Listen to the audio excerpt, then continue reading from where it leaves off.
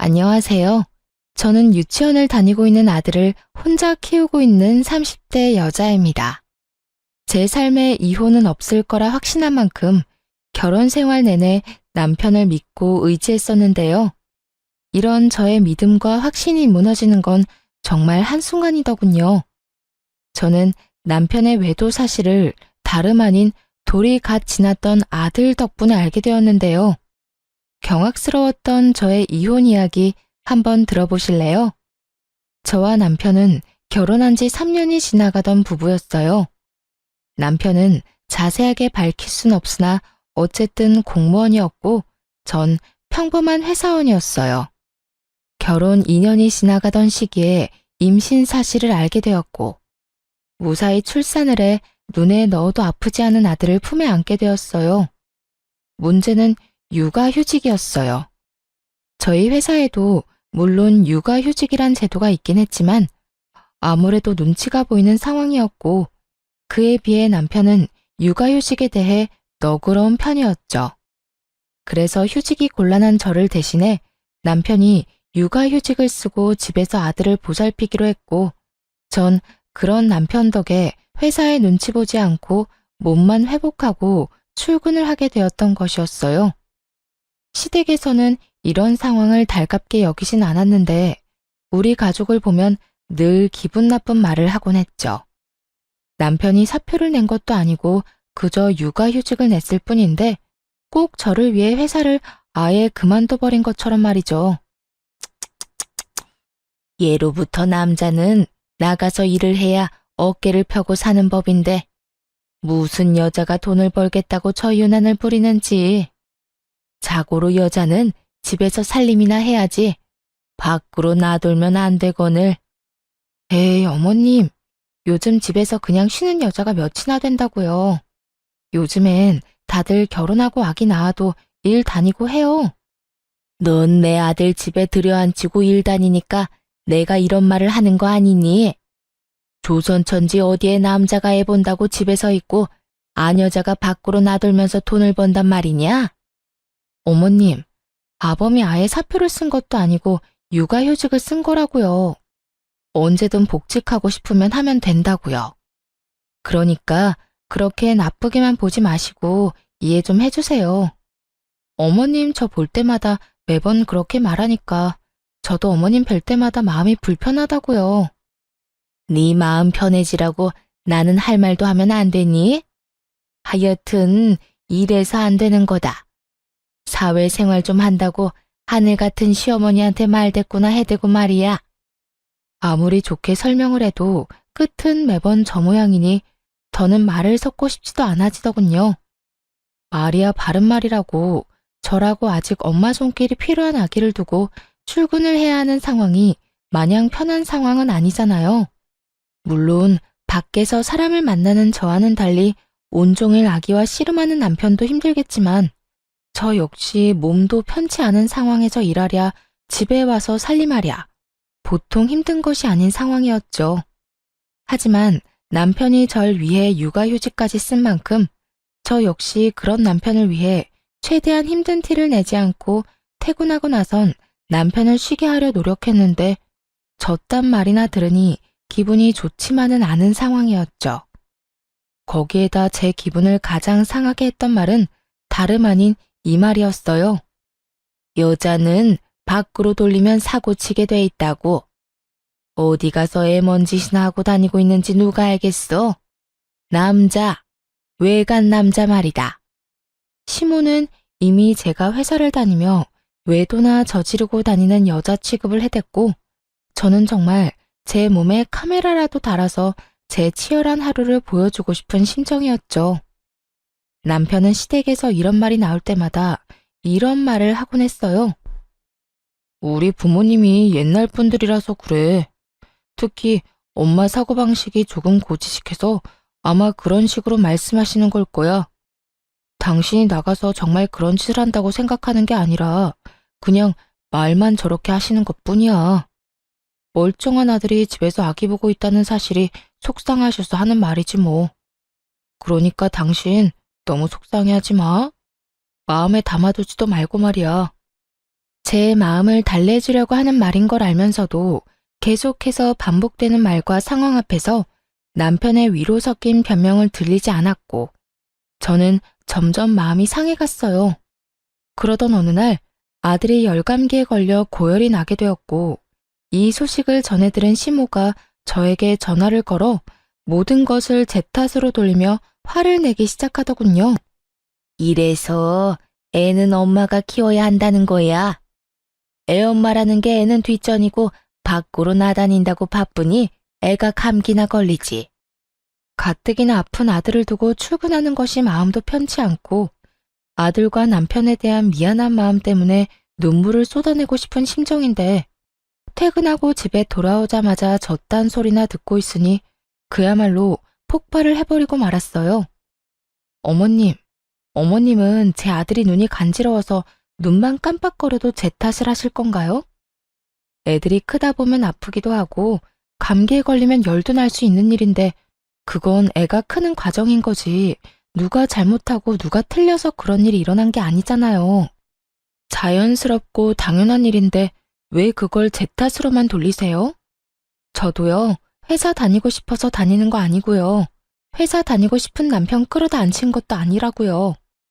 육아휴직을 먼저 내겠다고 말을 꺼낸 사람도 육아휴직을 결정한 사람도 다 남편이니 더는 저한테 이런 식으로 말하지 마세요.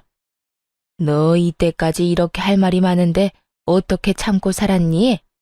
입이 무거운 건지 속이 엉큼한 건지 알 수가 없구나. 시모는 있는 힘껏 말을 비꼬아대며 비아냥대고 있었고 저 역시 그런 시모에게 지지 않고 제 할 말을 해주었어요. 언젠간 그만하겠지 싶어 이때껏 참았는데 계속 참았다간 아들이 다 커서 장가 갈 때까지도 잘 되면 남편 덕분 뭐 하나라도 잘못되면 제 탓이라고 할 것 같아서 더는 참을 수가 없었네요. 넌 무슨 말을 그렇게 하니? 내가 또 언제 그렇게까지 네 탓만 했다고. 남들이 들으면 크게 오해하겠어. 난 전부 너를 걱정하는 마음의 한 말이었단다. 시모는 제가 한마디도 지지 않고 맞서자 그제야 한 발 물러서며 본인이 언제 그랬냐고 발뺌을 했고 전 그런 시모에게 조금 더 단호하게 경고 아닌 경고를 날려주었습니다. 어머님은 그런 의도가 아니었다고 한들 모든 걸 제 탓이라고 생각하고 절 미워한다고만 생각이 들었어요. 앞으로는 제가 이런 오해를 하지 않도록 어머님께서 조금 더 조심히 해주세요. 저 역시 그렇게 생각하지 않도록 노력할 테니까요. 그러면 들어가세요. 저는 그대로 전화를 끊어버렸고 남편은 그런 제가 심했다고 생각했는지 저에게 이렇게 말하더라고요. 꼭 그렇게까지 말했어야 했어. 엄마도 애가 아프니까 속상해서 하는 말이잖아. 이때까지 잘 참다가 갑자기 왜 그래? 내가 참기만 하면 어머님이 그만했을 것 같아? 아마 모르긴 몰라도 날 한평생 못 살게 굴었을 거라고. 난 절대 그렇게는 못 살아. 내가 무슨 죄를 지었다고 이런 말을 듣고 살아야 해? 당신이 나서서 막아줄 거 아니면 앞으로 아무 말도 하지 말고 지켜나 봐. 제가 이런 식으로 단호하게 말하자 남편도 가만히 있어주더라고요. 남편은 알았던 거죠. 제가 한 번 아니라고 생각하고 화가 나면 말릴 수 없다는 걸 말이죠. 남편은 더는 이 일을 입에 올리는 일은 없었고 시모 역시 여전히 저를 싫어하는 티가 나긴 했지만 모든 것을 제 탓으로 돌리는 태도는 점차 줄어들더군요. 그렇게 1년이라는 시간이 지났고 무사히 아들의 돌잔치를 마치고 난 얼마 뒤였어요. 남편은 슬슬 복직하고자 하고 있었고 아들을 잃은 시기에 어린이집을 보내야 한다는 사실을 친정엄마가 알게 된 모양이에요. 아이가 조금 더 클 때까진 봐주신다고 먼저 말해주셔서 한숨 돌린 상황이었죠. 남편의 복직이 결정되고 복직의 날이 다가오던 어느 날, 남편의 생일 역시 맞물리게 되어 같은 사무실 동료들을 집으로 초대하게 되었어요. 남편이 육아휴직을 내는 동안 여러모로 고생 많으셨다는 의미로 미안함과 감사한 마음을 표현하기 위해 겸사겸사 마련한 자리였어요. 약속 시간이 되자 남편의 동료들이 집으로 찾아왔고 준비된 음식들을 먹고 있으니 낮잠에서 깬 아들이 나오더라고요. 당시 낯을 가리기 시작했던 터라 낯선 사람들의 모습에 울음을 터뜨리거나 곧장 전화 남편에게 다가가 안길 거라고 예상했던 제 생각과는 달리 제 아들은 한 여자 직원의 품으로 달려가 안기더니 이렇게 말하더라고요. 엄마! 어눌하지만 정확한 말 엄마였어요. 엄마, 아빠, 할미 정도는 할 줄 알았고 낯을 가린다는 것 자체가 익숙한 사람은 알아본다는 거잖아요. 분명 낯가림이 극에 달해있던 시기였는데 낯선 여자에게 안겨버리는 아들을 보고 있으니 참 의아하더라고요. 어머, 지혜씨가 애들한테 인기가 많나 보네. 어떻게 이 많은 사람 중에 단번에 지혜씨한테 가서 안기나? 그러게, 엄마라고 하는 말 들었지? 아기 목소리 너무 귀엽다. 지혜씨, 기분이 어때? 처녀가 한순간에 아기 엄마가 되었네. 오늘은 제가 하루 동안 엄마가 되는 건가요? 그나저나 아기가 너무 귀엽네요. 한 품에 쏙 들어오는 게 기분이 너무 이상해요. 저마다 아들의 행동을 보며 귀엽다며 까르르거리며 대화를 나누고 있었고 아들을 안고 있는 여자 직원 역시 너스레를 떨며 아들을 더 꽉 안더라고요. 거기까진 그러려니 하며 아들이 그 여자 직원이 마음에 들었나 보다 애써 넘길 수 있었어요. 하지만 정말 의아한 일은 그 뒤에 일어나고 있었죠. 아들은 그 여자 직원의 무릎에 앉아 끊임없이 그 여자 직원에게 엄마라고 하고 있었고 그 여자 직원은 당황하는 기색 하나 없이 아들을 자신의 앞에 앉히고선 익숙하다는 듯 아들을 돌보고 있더라고요. 아들이 가장 좋아하는 발바닥 주물러주기부터 해서 울다가도 바나나만 주면 뚝 그치는 아이한테 바나나까지 먹이고 있었어요. 가족이 아니라면 알지 못하는 아들의 특성을 세세하게 잘 알고 있는 여자 직원을 보며 다른 사람은 몰라도 저는 알 수 있었죠. 이 여자 분명 내 남편과 무언가가 있다는 것을 말이죠. 거기에다 그런 제 예상을 뒷받침해주듯 남편은 지나치게 제 눈치를 살피기 시작하더군요. 전 그런 남편을 보며 더욱 제 가설을 확신하게 되었고 표정 관리에 힘쓰며 무사히 식사 자리를 마무리하게 되었습니다. 손님들을 다 보내고 난 후 여전히 제 눈치를 지나치게 살피는 남편을 최대한 아무렇지도 않게 대하고 있었어요. 제 마음엔 99% 정도 그 여자가 그저 직장 동료가 아닐 거란 걸 확신하고 있었지만 혹시나 제가 큰 오해를 하고 있다면 그거 역시 그거대로 많이 곤란한 상황이 될 수 있을 테니까요. 전 표정 관리를 하며 오늘 하루 무사히 잘 넘겨 다행이라는 말을 하며 은근슬쩍 그 여직원 이야기를 꺼냈어요. 그 여자 직원 우리 아들 엄청 잘 봐주더라. 아들도 좋아하고 말이야. 덕분에 편하게 밥도 먹고 수다도 떨었네. 출근하면 고맙다고 해줘. 들어보니까 조카들이 어리다고 하더라고. 그래서 애들도 잘 보고 애들도 잘 따르고 하는가 보더라. 어찌되었든 당신이 오늘 편했다니 다행이다. 나 때문에 당신이 너무 고생하는 거 아닌가 생각했거든. 들어가서 좀 쉬어. 뒷정리는 내가 할게. 아니야, 같이 해. 혼자 언제 다 하려고 그래. 아니야. 내가 다 할 수 있어. 당신은 준비하느라고 정신 없었을 텐데 얼른 들어가서 쉬어. 내가 얼른 끝내고 들어갈게. 그래?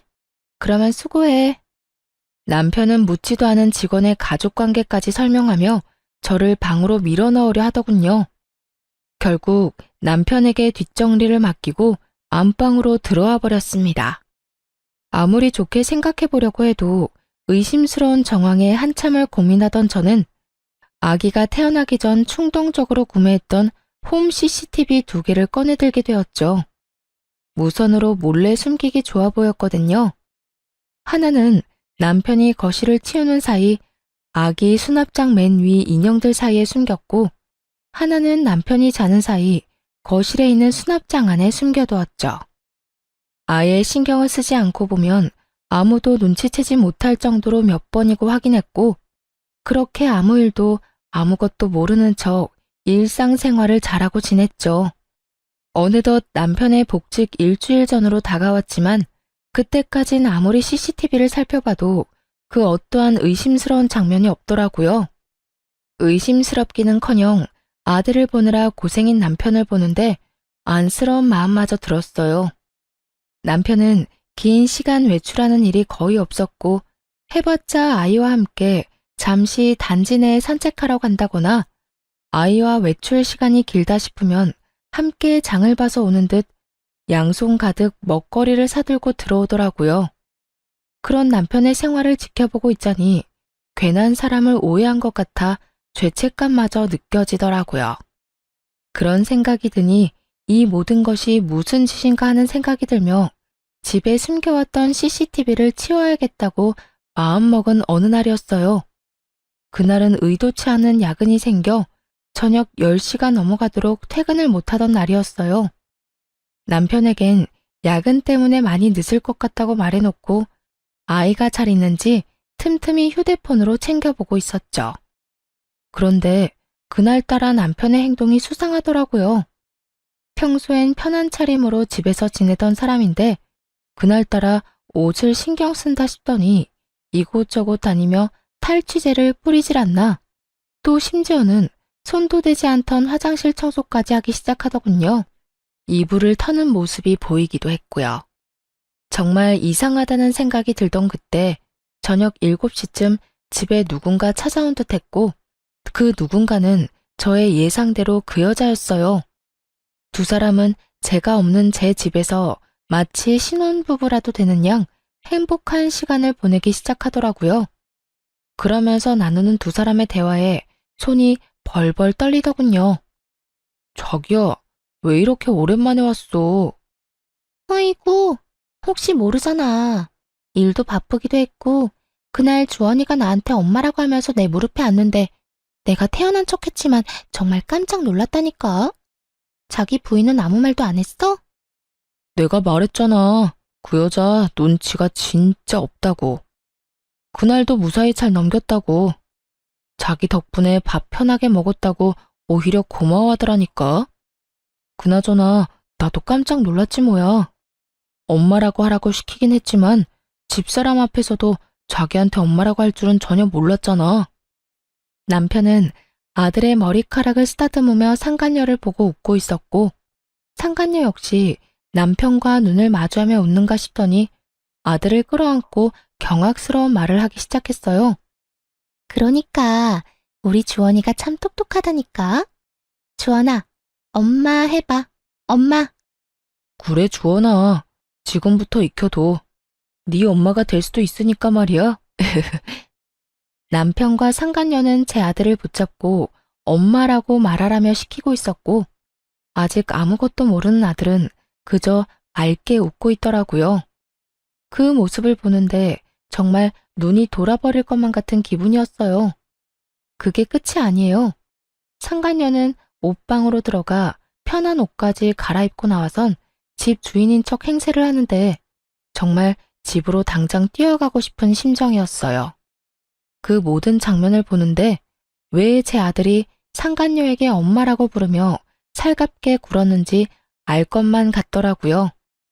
기특하고 똑똑하다며 아들에게 관심을 주는 것도 잠시. 둘만의 시간을 보내기 시작하자 아들은 방에서 혼자 놀고 있으라며 뒷전이 되어버렸고 두 사람은 그저 세상에 둘만 남은 사람처럼 시간을 보내더군요. 그런데 자기야, 자기 정말 이혼할 거야? 너? 자기가 원하면 이혼이든 뭐든 다 할 수 있지. 자기는 내가 이혼하고 자기랑 살았으면 좋겠어? 나야 그러면 좋지. 이혼을 하더라도 최대한 조용하게 잡음 없이 해야 해. 당신 부인이 알면 위자료는 둘째치고 우리 일에도 지장이 생길 수도 있다고. 그래, 나도 알아. 그런데 집사람은 걱정도 하지 마. 지금쯤 아무것도 모르고 열심히 일만 하고 있을 테니까 말이야. 어쨌든 나도 조용히 빠르게 이혼할 수 있는 방법을 찾고 있으니까 조금만 더 기다려줘. 당연하지. 언제까지든 기다릴 테니 이혼하고 오기나 해. 두 사람은 제가 모든 것을 듣고 보고 있다는 사실은 상상치도 못한 채 저와의 이혼을 계획하고 있었고 그 모습을 보는 저는 분노로 몸이 다 떨려왔어요. 그렇게 전 모든 상황들을 보며 이혼을 결심하게 되었고 아들을 뺏기지 않고 보호하고자 계획을 세우게 되었죠. 들어보니 남편은 아들을 본인이 키우고 싶어 하는 것 같았고 상간녀는 그런 남편의 말에 동의하는 척은 하지만 진심은 그게 아닌 듯 했습니다. 남편이 잠시 화장실을 가거나 하면 다가오는 아들을 밀어내기 바빴으니까요. 모든 증거를 확보한 저는 회사를 며칠 쉬기로 하고 변호사를 만나며 이혼을 준비하기 시작했어요. 남편의 외도로 비롯된 이혼이기도 하고 상간녀의 행동, 남편이 아들이 있는 장소에서 외도를 저지른 점, 거기에다 두 사람의 시간을 보내느라 우는 아들을 그냥 방치한 점 등 여러 가지 증거로 볼 때 양육권은 제가 가지고 올 확률이 거의 확실하다고 했지만 더 확실하게 양육권을 가져올 증거가 필요했어요. 그래서 남편을 시댁으로 불렀고 시댁에서 확실하게 제 양육권을 확보하기로 했죠. 아들을 친정에 맡기고 온 남편이 시댁으로 들어왔고 전 남편 놈이 들어오자마자 남편의 싸대기를 시원하게 날려버렸죠. 순식간에 일어난 일에 남편과 시모는 멍하니 보고만 있었고 시모는 목덜미를 잡고 개거품을 물고 있더라고요. 너 이게 무슨 짓이야? 감히 내 앞에서 누구 얼굴에 손을 대는 게야? 네가 정녕 미친 거야? 어머님, 미친 사람은 내가 아니라 이 사람이에요. 제 말에 남편은 억울하다는 듯 저를 보며 득달같이 따지고 들기 시작했어요. 내가 뭘 잘못했는데 다짜고짜 이러는 거야? 내가 갑자기 왜 이러는지 조금도 짐작이 안 가니? 그만큼 당당한 거야? 아니면 워낙 잘못한 게 많아서 뭘 말해야 할지도 모르겠는 거야? 말을 해. 당신이 아무 설명도 없이 이러는데 내가 어떻게 알아? 정확히 설명을 해보란 말이야. 아, 그래? 그러면 이거 좀 볼래? 여전히 아무것도 모르겠다는 표정으로 피해자인 척하는 남편을 향해 미리 영상분을 캡처해 뽑은 사진을 남편의 얼굴에 냅다 던져버렸어요. 땅바닥에 떨어진 사진을 봤는지 남편 얼굴이 점점 사색이 되어 가더라고요. 당신 아주 대범하더라. 감히 우리 집에서 이딴 짓을 해? 그것도 내 배 아파서 낳은 내 자식 앞에서? 네가 이러고도 인간이야? 이게 아빠라는 인간이 할 짓이냐고. 차라리 애를 맡기고 밖에서나 만나서 놀아야지. 이게 도대체 뭐 하는 짓이야? 여보, 그게 아니라 내 말 좀 들어봐. 그게 아니긴 개뿔. 이미 다 듣고 이미 다 봤어. 너 나랑 이혼한다며? 최대한 조용하고 잡음 없게 이혼을 해? 누구 맘대로. 내가 너랑 이 여자 가만둘 것 같아? 저는 고함을 질러버렸고 시모는 빠르게 다가와 바닥에 떨어진 사진을 주워 들더라고요. 사진을 쥔 시모의 손이 덜덜 떨리고 있었는데 그런 손과는 달리 표정은 애써 평온한 척 연기를 하기 시작했어요. 그 상황에서도 어떻게 해서든 남편에게 불리한 상황을 만들기 싫어 악착같이 괜찮은 척, 아무렇지 않은 척, 태연한 척 연기를 하는 것이었죠. 그렇게 한참 마음을 가다듬던 시모는 태연한 목소리로 말했어요. 그래서 어쩔 거니? 애도 있는데 이까진 일로 이혼이라도 할 거니? 남자들 사회생활 하다 보면 이런 실수 한두 번은 다들 하고 살아. 남편이 바람 좀 피웠다고 이혼하면 이 세상에 나만 아는 부부가 있을 거라 생각해? 어머님 같으면 다른 여자랑 바람나서 언제 이혼할까 날짜 세고 있는 남자랑 살 수 있어요? 나 때는 다 그러고 살았다. 두 집 살림쯤은 기본으로 참고 살았어. 그건 그때고 지금은 아니잖아요. 어머님은 이해하고 살 수 있을지 몰라도 저는 제정신이 올바르게 박혀 있어서 절대 그렇게는 못 살겠네요. 당장 이혼할 겁니다. 시모는 단호한 제 태도에 콧방귀를 끼며 제 예상에서 한치도 벗어나지 않는 말을 하기 시작하더군요. 그래? 네 뜻이 정 그렇다면 이혼하거라. 너랑 이혼한다고 한들 우리 아들이 혼자 살 것도 아니고 말이야 바른 말이라고 그냥 평범한 회사원인 너보단 같은 공무원 며느리가 나도 좋겠네. 이혼은 해도 되는데 단 내 손주는 네가 못 데리고 간다. 그건 네가 무슨 말을 하고 네가 어떤 수를 써도 절대 안 되는 일이니 그렇게 알아. 이미 예상했던 대로 흘러가서 그런가 저딴 말을 들어도 놀랍지도 않더라고요. 전 그런 시모의 말에 눈 하나 깜빡하지 않고 준비한 말을 꺼냈어요. 그러죠 뭐. 여자 혼자 아들 키우는 게 어디 보통 일이겠어요? 그렇게 원하신다면 제 아들 데리고 가서 잘 키워보세요. 그런데 어머님, 새며느리 될 이 여자도 과연 어머님이랑 같은 생각일까요? 나이도 어려 직업도 공무원이라 앞날이 창창한데 이혼남인 것도 모자라 애까지 있다고 하면 글쎄요. 지금은 사랑에 눈이 멀어서 앞뒤 재지 않고 이딴 짓까지 한다고 쳐도 막상 정말 이혼까지 하고 애까지 키워야 한다고 하면 그 여자가 순순히 받아들일지는 잘 모르겠네요. 뭐야? 지금 네 말은 그 여자가 내 손주를 안 키워주기라도 할 거란 말이야? 그렇잖아요. 어머님 같으면 직업도 공무원에 나이도 어린데 이혼남도 모자라 애까지 키워야 한다고 하면 그런 결혼할 것 같아요. 제가 본 게 좀 있어서 그러는데 그 여자 절대 제 아들 제대로 안 키울 거예요. 우리 집에 나 몰래 왔을 때도 남편이 화장실 가니 애는 나 몰라라 하던데요, 뭘.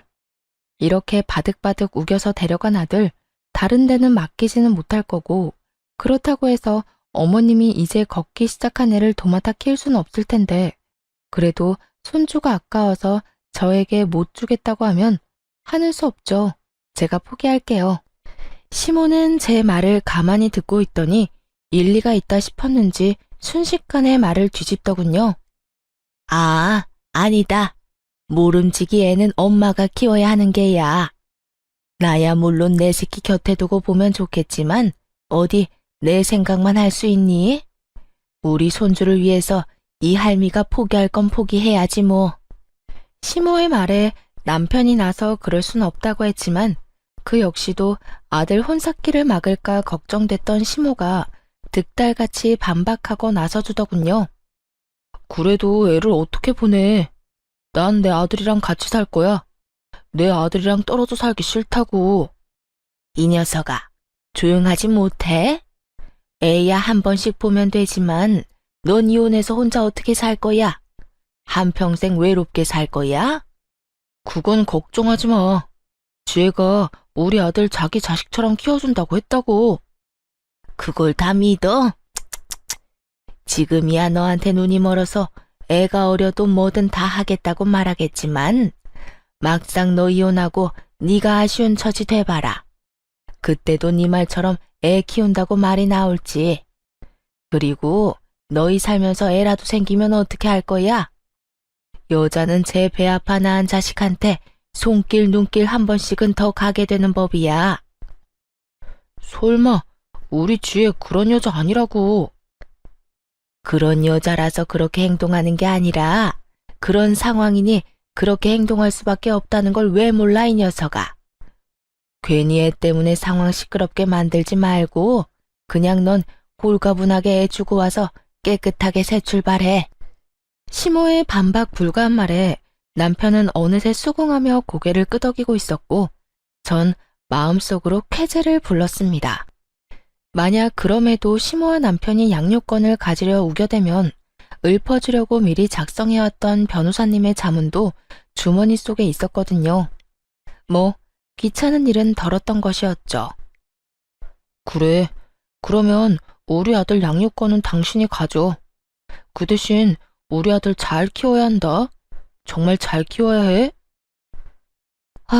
어쩔 수 없지 뭐. 그런 걱정은 하지도 마. 그래도 내가 엄만데 남보다 내가 더 지극정성으로 키우지 않겠어? 당신은 이상한 걱정하지 말고 이혼이나 잘 준비해. 그렇게 양육권 문제도 마무리되었고 그 자리에서 양육권 포기 각서도 받았습니다. 물론 양육권을 포기한다는 모든 대화 내용도 녹음을 따로 해두었고요.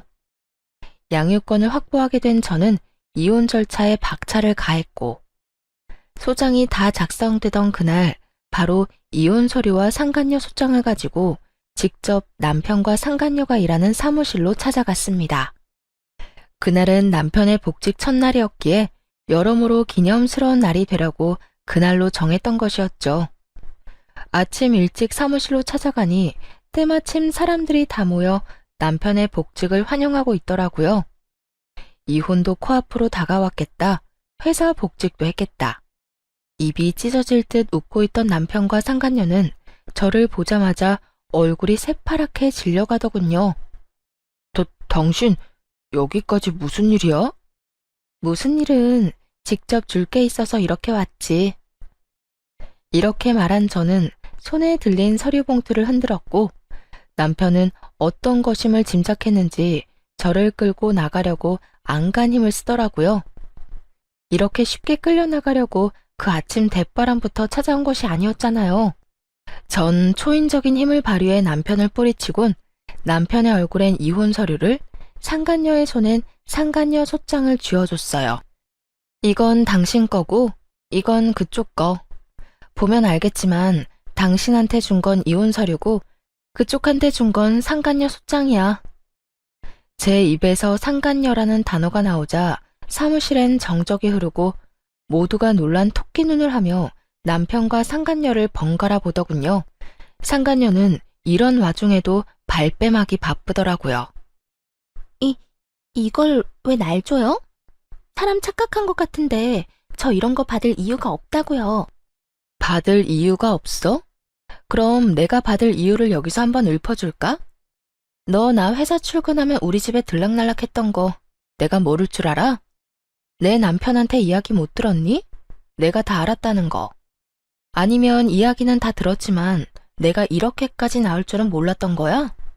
그래서 이렇게 말도 안 되는 발뺌질을 하는 거야? 발뺌해도 소용없어. 증거는 넘쳐나고 상간녀 소송 진행되면 어차피 다 알게 돼 있으니까 발뺌 그만하지? 저는 정말 아니라니까요. 전 정말 상간녀 이런 거 아니라고요. 아니긴 개뿔. 여기 내 남편이랑 바람난 여자가 너 말고 또 있어? 헛소리 그만하고 소장 주인 제대로 찾아간 거 맞으니까 내용 잘 읽어보고 위자료나 제대로 준비해. 알겠어? 상간녀가 아무 말도 못하고 몸만 부들부들 떨고 있으니 남편은 도저히 안 되겠다 싶었는지 다시금 저를 바깥으로 잡아 끌기 시작하더군요. 이제 모두가 알게 되었는데 대체 무슨 뻔뻔함으로 나를 잡아 끄는 건지. 그 손길이 너무 더럽고 추악하게 느껴졌던 저는 팔을 신경질적으로 쳐내며 말했죠. 이거나 어디서 감히 내 몸에 손을 대? 네가 가지 말라고 해도 내 할 일은 다 했으니 이제 갈 거야. 제가 방향을 틀자 남편 놈은 저만 들리게 아주 작은 소리로 이렇게 말하더라고요. 갈 때 가더라도 사람들한테 다 오해라고 설명하고 가야 할 거 아니야. 이대로 가면 나랑 지혜는 어떻게 해?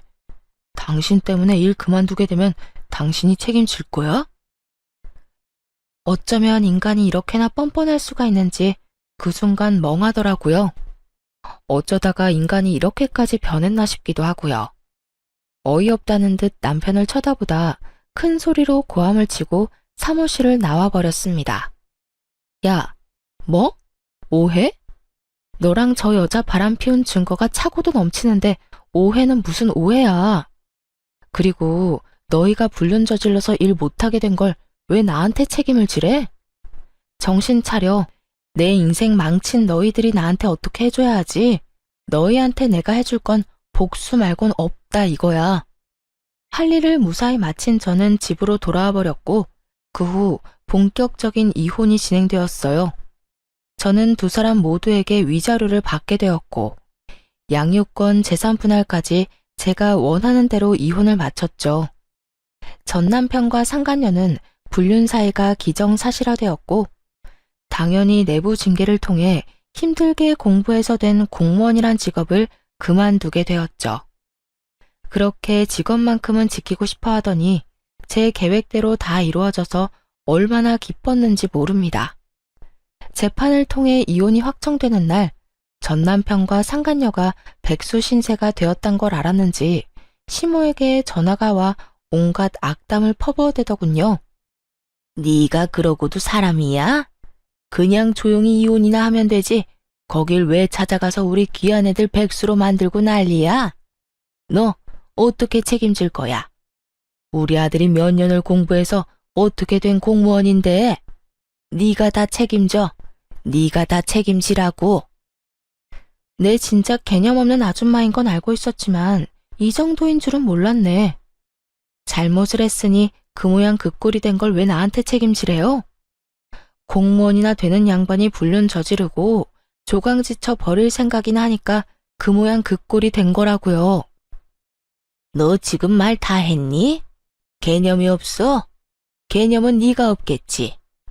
양육권도 넘겨줬으며 고맙다 하고 조용히 이혼해주면 다 좋았을 일을 이렇게까지 일을 키워서 내 아들 앞길까지 망쳤어야 했어? 시모는 본인이 한 말이 기억도 나지 않는 것인지 양육권을 저에게 인심 써서 넘겨줬다는 듯 말하더군요. 그 어미의 그 자식이라더니 두 사람 다 한 채의 틀림도 없이 정신을 못 차리고 말이죠. 말은 똑바로 하세요. 양육권을 준 게 아니라 혹시나 그 귀한 아들 재혼하는데 걸림돌이 될까봐 떠넘겨버린 거 누가 모를 줄 알아요? 떠넘기긴 누가 떠넘겼다고 그래? 내가 그때도 말했다시피 애는 엄마가 키우는 게 맞으니까 마음이 아파도 보낸 거였다. 어디 그 말만 했나요? 애는 홀가분하게 엄마 줘버리고 깨끗하게 새 출발하고도 했잖아요. 그 말이 네 발목 잡기 전에 보내라는 말이랑 뭐가 다른가요? 이거 봐라. 네가 이렇게 말꼬리를 물고 늘어지니 내 아들이 바람이 난 게지. 남자가 나가서 바람 피우는 데는 다 여자 때문이지 무슨 이유가 있겠니? 그러니까 너도 내 아들 욕하고 다니지 말고 네 반성이나 하면서 살아. 내가 진짜 이렇게까지 안 하려고 했는데 하는 꼴 보니 더는 못 참겠네. 이보세요, 아줌마. 아줌마가 그따위로 아들을 키우니까 그 모양 그 꼴이 된 거라고요. 그리고 내 입으로 내가 무슨 말을 하고 다니든 아줌마가 무슨 상관이에요? 나한테 신경 끄고 아들하고 새로운 며느리한테나 신경 쓰고 살라고요. 그리고 그렇게 금쪽 같은 아들한테 말 좀 전해줄래요? 백수가 되었든 말든 재혼을 하든 말든 난 관심 없는데 양육비나 똑바로 잘 보내라고. 그러면 끊을게요. 그 후 얼마 지나지 않아 전 남편과 상간녀의 재혼 소식이 들려오고 저에게 위자료를 주느라 꽤 큰 돈이 나간 두 사람은 시댁에 합가를 해서 신혼 살림을 시작했다는 이야기를 들을 수 있었어요. 그렇게 2년이란 시간이 지났고 전 그 악몽 같던 날들을 잊으려 노력하며 잘 지내고 있었죠. 이사도 해버렸고 연락처도 진작 바꿔버려 더는 연이 닿을 일이 없을 거라 생각했는데 술에 취한 전 남편이 새벽에 집으로 찾아온 것이 아니겠어요? 여긴 어떻게 알고 찾아온 거야? 아, 술 냄새. 술 먹었니? 나 술 좀 먹었어. 여긴 여기저기 묻고 물어 알아냈지. 술 먹다 보니까 우리 아들이 너무 보고 싶어서 말이야. 우리 아들 잘 지내지? 술에 취한 전 남편은 아들 타령을 하며 집으로 들어오려고 했고 얼른 그런 전 남편을 밀쳐내버렸어요.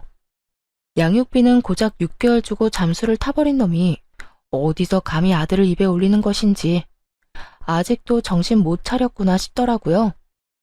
집으로 들어오려다 제지를 당한 전 남편은 현관문에 기대더니 갑자기 하소연을 하기 시작하더군요. 나 와이프랑 하루가 멀다고 싸운다. 요즘 같아선 이렇게 싸우려고 그 꼴을 다 보고 재혼을 했나 싶다니까. 그렇게 좋아 죽어서 아들까지 버리고 이혼했으면 보란듯이 잘 살기나 하지 싸우기는 왜 싸워? 그러게나 말이다. 내가 두 여자 사이에서 피말라 죽을 것만 같아. 엄마는 엄마대로 잘 살고 있는 아들 인생 말아먹은 여자라고 와이프 구박하고 와이프는 와이프대로 멀쩡한 처녀 꼬셔서 이 모양 이 꼴로 살게 만든 게 누군데 누구 보고 책임 전가하냐고 따져묻고 어느 사람도 지려고 하질 않는다니까. 그렇게 싸우고 나면 그 화를 우리 방까지 가지고 와서 나한테 짜증을 내니 우리도 싸우게 되고. 내가 요즘 정말 미치겠다. 전 남편은 웃기지도 않게 저에게 부부싸움을 한 이야기를 꺼내더군요. 그래서 요즘 그렇게 싸운다고 하소연이나 하려고 찾아왔니? 그것도 이 새벽에? 아니, 그렇게 힘들다 보니 우리 아들이 너무 보고 싶더라고. 그래서 찾아왔지. 그래서 말인데 잠시 얼굴만 좀 보여주라. 응? 밀고 들어오려는 전 남편을 최선을 다해 막아서며 양육비 이야기를 꺼냈죠. 얼굴 같은 소리 하네. 내가 너 양육비 청구 소송하려다가 네 인생이 불쌍해서 참고 있는 거야. 이때껏 밀린 양육비 일시불로 내놓을 거 아니면 헛소리 하지 말고 얼른 가라. 아랑곳하지 않고 술주정을 부리기 시작하더군요. 이미 정신이 나가버린 상태인 듯했고 주머니를 뒤져 전 남편의 휴대전화로 상간녀에게 전화를 걸었어요. 지금 시간이 몇 시인데 안 들어오고 뭐해? 그러게, 지금 시간이 몇 시인데 네 남편 지금 우리 집 현관문 앞에 퍼지고 앉아서 술주정 부리고 있다. 얼른 와서 좀 치워줄래? 제 말에 상간녀는 노발대발하며 고함을 질러댔고 전 주소를 알려주며 그렇게 고함을 지를 시간에 얼른 와서 이 인간 쓰레기나 빨리 치우라고 해버렸죠. 그렇게 전화를 끊고 얼마 지나지 않자 임신을 했는지 배가 꽤 나온 상간녀가 화를 내며 오더라고요. 이게 도대체 무슨 일이야? 두 사람 나 몰래 만나고 있었어요? 두 사람 재결합이라도 하기로 했냐고. 내가 미쳤어? 이딴 인간이랑 재결합하게. 그러면 내 남편이 왜 여기 있어요, 왜? 나한테 복수라도 하려고 내 남편 끌어들였어요? 너도 당해봐라 이거냐고요. 야, 가지라고 해도 안 가고 오라고 한 적도 없거든? 알려준 적도 없는 집 찾아와서 이러는데 나보고 어쩌라는 거야? 난 네 남편한테 아무런 감정도 없으니까 제발 좀 데리고 가고 앞으로 네 남편 단속이나 좀 잘해. 다음에 또 이딴 식으로 찾아오면 경찰에 신고할 거라고 꼭 좀 전해주고. 상간녀는 저를 한번 쏘아보더니 전 남편을 흔들어 깨워 질질 끌고 집으로 돌아가더군요. 그 꼴 참 보기 좋다 싶었네요.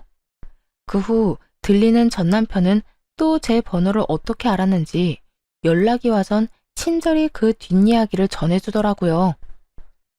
당신 도대체 내 와이프한테 그날 뭐라고 한 거야? 혹시 뭐 오해할 만한 이야기 했어? 오해? 무슨 오해? 너랑 나 사이에 남은 오해라도 있니? 난 그저 네 남편 술 많이 취해서 이러고 있으니 데리고 가라고 했을 뿐이야. 아, 나한테 개거품 물길래 남편 단속이나 잘해라고도 했네. 별 말도 안 했는데 내 와이프는 왜 그러는 거야? 당신하고 나하고 다시 만나는 게 분명하다면서 흥신소에 의뢰를 해서라도 증거 잡아낼 거라고 난리를 부리는데 나 정말 미치겠다고. 도대체 우리 집이랑 전화번호 누가 알려줬는지 모르겠는데 이딴 말이나 하려고 전화했니? 술도 다 깬 것 같으니까 다시 한번 말할게. 너 나한테 연락하고 찾아오려거든 밀린 양육비 다 내놔. 양육비는 꼴랑 6개월 주고 입 닦아놓고선 어디서 양심도 없이 연락질이야? 네 부인이랑 싸우든 말든 난 관심도 없으니까 찾아오지도 말고 연락도 하지 마. 한 번만 더 연락하거나 찾아오잖아? 경찰에 신고는 물론이고 바로 양육비 청구 소송 들어갈 테니까 그렇게 알아. 전 전화를 끊어버리고 차단을 해버렸고 그 후 다른 소식이 들려오더군요.